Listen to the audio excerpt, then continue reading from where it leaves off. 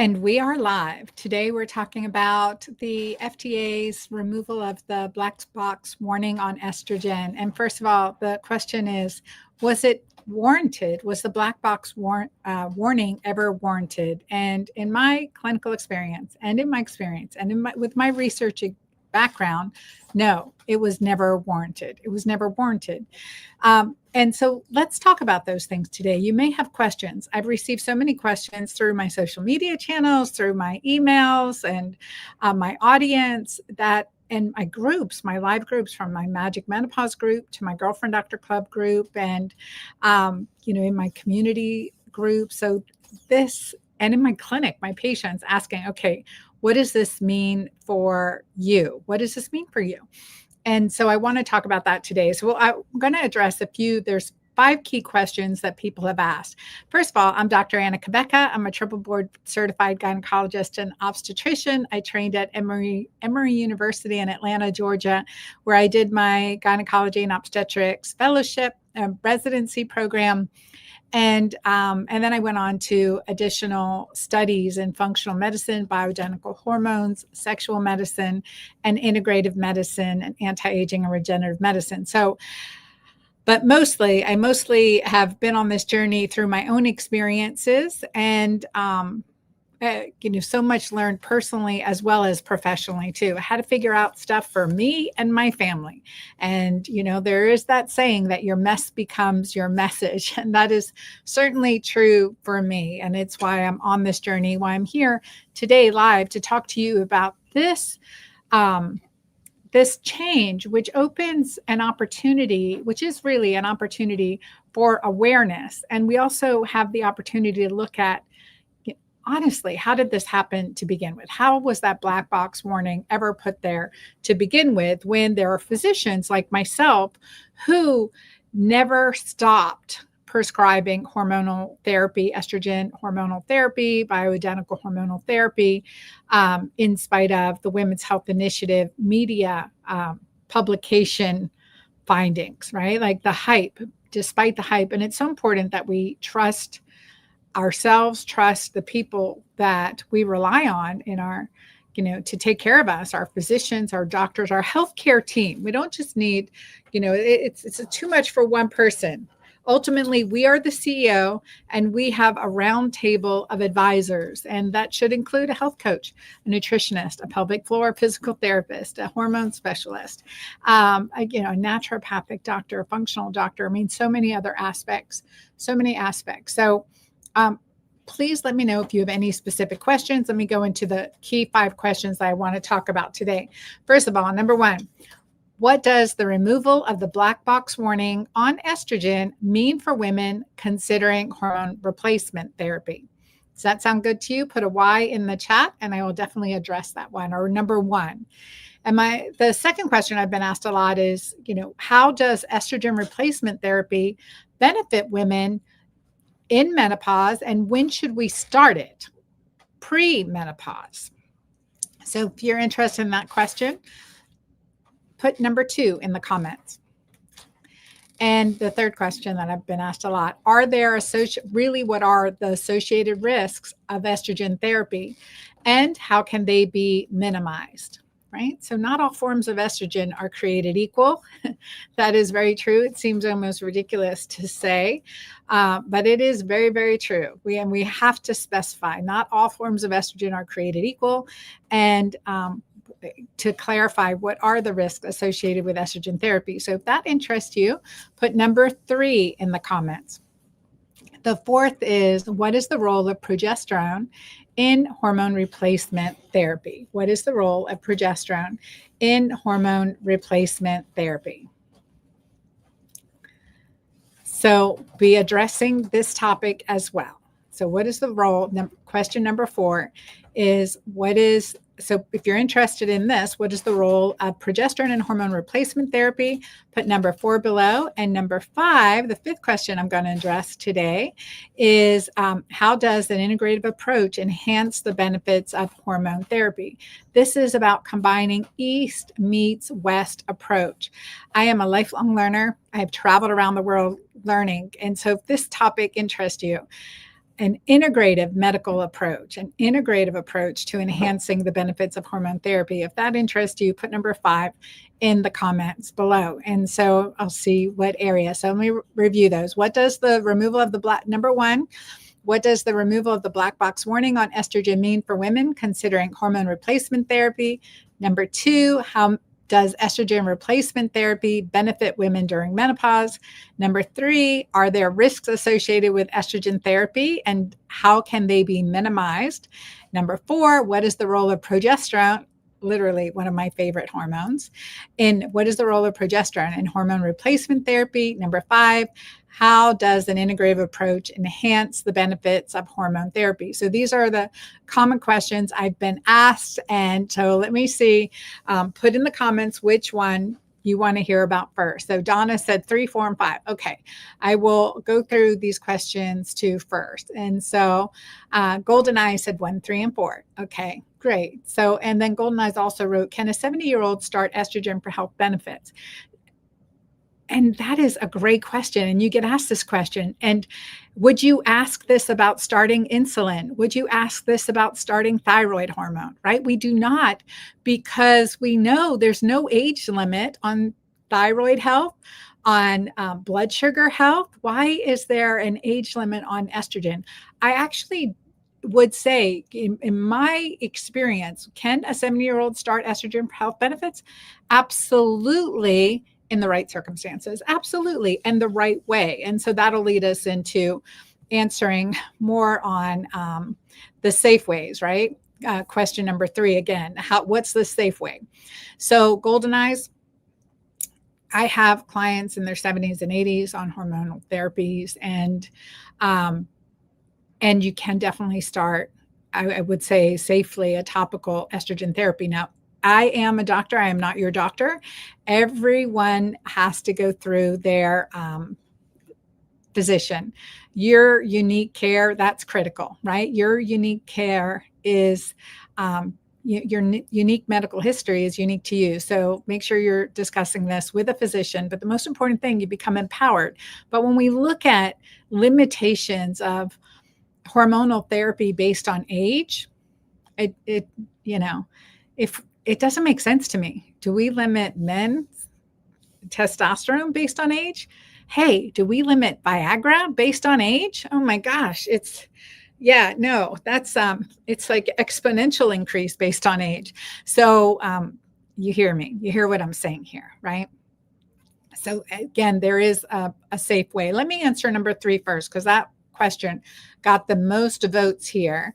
Number 3 got the most votes. So again, let me address this. So the question that GoldenEyes asked was, can a 70-year-old safely be started on hormonal therapy? And my response is, do we stop therapies based on someone's age? Do we restrict insulin or thyroid medication based on someone's age? So let me go into now the question number 3, which was, are there risks associated with estrogen therapy and how can they be minimized? So today I'm Dr. Anna Cabeca. I'm talking about hormonal therapy given in the light of the FDA removing the black box warning on estrogen. In my opinion, it was never warranted. Okay, so the risk associated with estrogen therapy and how can they be minimized? First of all, not all estrogens are created equal. There are many different forms that are available to us through pharma and compounding pharmacies and in nature itself. So if we think about, okay, what are some of the research data that we have? When we looked at the Women's Health Initiative study, it was studied with Premarin, which is from pregnant mare's urine, and it is a combination of over 30 estrogens that we know of, and including estrone, estradiol, estriol within that combination. So pregnant mare's urine, Premarin, and this is an oral form of estrogen that was given in the study. Premarin is also made into a vaginal form, a vaginal gel or cream that can be used, Premarin vaginal cream, and can be used vaginally. And it can be very, very safe used vaginally as well. So oral estrogens have risk. And as an integrative medical provider, I I'm always hesitant to prescribe oral estrogen. I prefer transdermal, vaginal creams, injections, gels, different modalities instead of oral estrogen, because oral estrogen is associated with more of a negative cardiovascular profile and an increase in inflammatory markers, including the HS, highly sensitive C-reactive protein, HSC reactive protein. And when I'm using hormonal therapy, I typically use estradiol, which is a potent form of estrogen, and oftentimes combined with estriol, and typically in a cream, or estradiol specifically in a bioidentical patch that's available at your corner drugstore. So those are safe ways to use estrogen, definitely post-menopause. In the case of our golden eyes, a 70-year-old topically would typically start with maybe a biased compounding cream versus a very low patch or a vaginal estrogen formula. Prefer vaginal estradiol to any of the combinations, but also look at what is in that standard prescription formula. So when I'm compounding a formula for clients, I am very cognizant of hormone disruptors. And so many of the commercially available vaginal estrogens do have hormone disruptors, parabens, for instance, in them. So my clients typically will prefer cleaner compounded formula. So sharing that with you here as you have options, So Donna said, I love that analogy. And Goldeneye said, so appreciate your views. You're very welcome. And appreciate your questions. So if there are any other questions, drop them below and go ahead and answer question number 1, which was what does the removal of the black box warning on estrogen mean for women considering hormone replacement therapy? I think the first thing it means that physicians will feel safer prescribing hormonal therapy and be more open to education in hormonal therapy,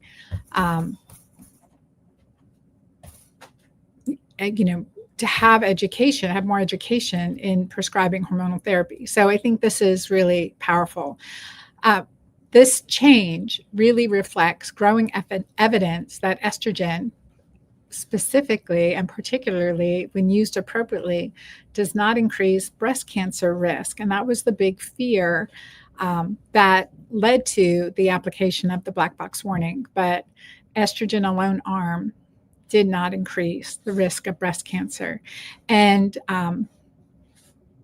really never has. So we want to look at that specifically. We're recognizing the synthetic progesterone was the culprit in that scenario. So this can increase and decrease the hesitancy of women choosing to supplement with hormones. Again, it takes more. My whole platform is that it takes more than hormones to fix your hormones. And that is so true. I mean, lifestyle, medicine, et cetera. I'm thinking I have my books here, The Hormone Fix, Keto Green 16, Menopause. I've written these books with medicinal menus and lifestyle hacks and biohacks and strategies to really empower you, because it takes more than hormones to fix your hormones. But there's benefit, like there's benefit for thyroid hormone. When we need it, we need insulin. These are bioidentical hormones that the body needs that are not age limited, right? And the second question that I want to address is how estrogen replacement therapy benefits women during menopause. And we see that the research is becoming very clear that we know it supports the reduction of the menopausal symptoms associated with the genitourinary symptoms of menopause. So the bladder irritability, the vaginal dryness, the discomfort, also the mood symptoms, the mood swings. I always say, are you hormonal or bipolar, right? The mood swing issues. So estrogen therapy can help. Always do progesterone first, bioidentical progesterone first, typically topically. And estrogen therapy also helps with hot flashes if that is the reason for the hot flashes. Insulin resistance can be another reason. So we want to pay attention. But for cognitive function and brain health, this is another area where hormonal therapy, estrogen therapy can make a really big difference. So, and I already answered question number 3, which were, are there risks associated with estrogen therapy? and how they can be minimized, definitely transdermal, and it takes more than hormones to fix your hormones. So I always say we address the devil's pitchfork, which is inflammation, hormone imbalance, and adrenal dysfunction or adrenal dysregulation. So we do that in my world. I call it the keto green approach. And on that note, hey, you guys, just drop the words holiday recipes, and we'll give you some good holiday recipes, medicinal, hormone balancing, very healthy, delicious holiday recipes. We'll send you the download for these amazing recipes so you don't crash and burn during the holidays. Even a gluten-free gravy, that's delicious. So if you want this recipe, just comment holiday recipes in your comments, and my team will send that link to you so you can get the recipes. Anyway, so food is medicine, and it takes more than hormones to fix our hormones, so always addressing the lifestyle issue. The fourth question I get very, very often is, what is the role of progesterone in hormone replacement therapy? And this is so key. I usually have a graph here with me that shows the change in progesterone over time, the way progesterone really fluctuates over time, and how that so affects us, right? The progesterone decline of 75% from age 35 to 40, of course we're going to feel something, right? Progesterone declines 75% from age 35 to 50. So yes, we're going to feel that. We're going to feel that in perimenopause, and it really starts to decline in our early 30s, and supporting our adrenal glands, supporting our ovarian function is key. It's absolutely key. So I use my balance cream. We have you have my balance cream. It has progesterone and pregnenolone with skin rejuvenating peptides, tripeptides in there. And using that topically can really help with balancing our hormones, regulating our cycle, helping with sleep and brain health with the therapeutic lifestyle changes that are just so necessary to make as we age to keep us in the game, right? Like I'm in my 60th year around the sun, and I'm like, okay, we just have to step it up just that much more. I only use bioidentical progesterone pretty much in my practice, bioidentical progesterone and pregnenolone, with or without a uterus. So that's important role. Estrogen is proliferative, and progesterone is really like the organizing hormone. And it is necessary for healthy brain function, neurologic function, mood, memory, bone health, breast health. Progesterone has so many benefits in our body. So with or without a uterus, the benefits are clear. You can definitely read stories of women who have been using my balance cream at dranna.com, DRANNA.com. So easy to find my stuff, or link in bio. But just to see if this is something that would support you. Again, food is medicine, lifestyle is key. My keto green method is important. Okay, the fifth question was, how does an integrative approach enhance the benefits of hormone therapy? So again, it takes more than hormones to fix our hormones. And combining hormone therapy with lifestyle interventions like nutrition, stress management, or increasing oxytocin, and movement activities maximizes health benefits and minimizes risks. Now, the key thing here is empowering oxytocin, the anti-aging hormone, right? The benevolent hormone, the hormone of resilience. Oxytocin is that hormone of love, laughter, and connection. It's the most alkalinizing hormone in our body. It is game-changing. I really began studying oxytocin, certainly as an obstetrician. We inject Pitocin to speed up your labor, and so Pitocin is oxytocin. But that understanding oxytocin really came from my own journey with depression and PTSD, and my journey around the world, really witnessing other cultures that have undergone significant trauma and stress, and the strategies they've incorporated to stay together in relationship and to coexist and continue all our oxytocin increasing strategies. So I incorporate this East meets West approach and an integrative medical approach. And I think we can't take care of women's health without an integrative approach. It absolutely has to have an integrative approach. So that's my quick update on the FDA statement of removing the black box warning. In my practice, my patients with informed consent continued their hormone therapy. And so now with, many decades of experience, I think it's really important that we keep bringing this to light and see, okay, what hormones am I able to use beyond estrogen, progesterone, testosterone, DHEA? What lifestyle strategies really benefit me? We're asking these questions. We want to put it all together because it's never just simple. And my gift for you guys today is the holiday recipes guide. So it has some amazing recipes in here. My parents, my dad's cooking turkey in a brown paper bag. Has anyone ever done that?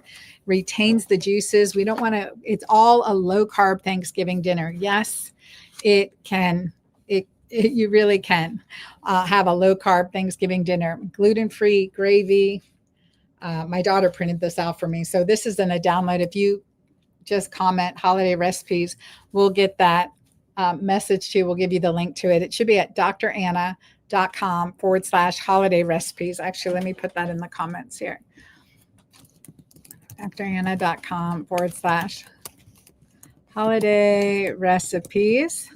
So I'll put that link here and you'll be able to get that quickly. But keto green bean casserole, you gotta love that. But wait to the back of the recipe book, my pumpkin smoothie with my keto alkaline shake mix in there, salted banana coconut cream pie. Oh my gosh, so many good things. My chocolate avocado mousse. It looks and tastes delicious, and it's less than 10 grams carbs. So these great recipes in here, gluten-free chocolate chip cookies. I'm making those with my granddaughter later today. So want you guys to have those recipes. So at dranna.com/holiday recipes, you can get those recipes. And if you have any questions, I'm here for you. So comment below this video today. Thank you guys for being here.